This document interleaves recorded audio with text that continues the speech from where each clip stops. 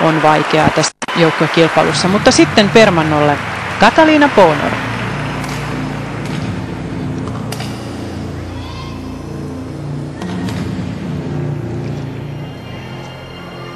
Ponor on sellainen tyylikäs permantoesiintyjä ja uskon, että tässä tulee jotain vaikuttavaa.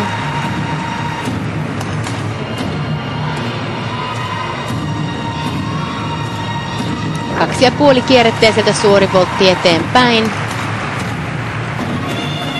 Oi, kaunis piruetti. Harvoin nähdään näitä telinevoimistelussa. Todella tyylikäs.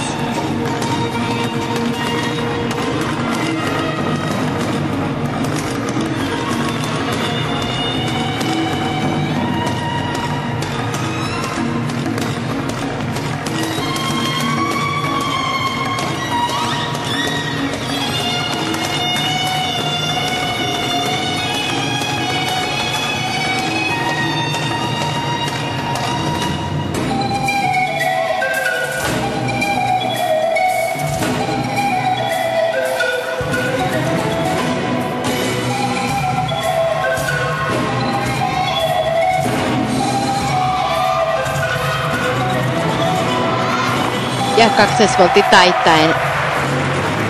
Hyvä alastulo. Kaunis. Minä pidin tästä.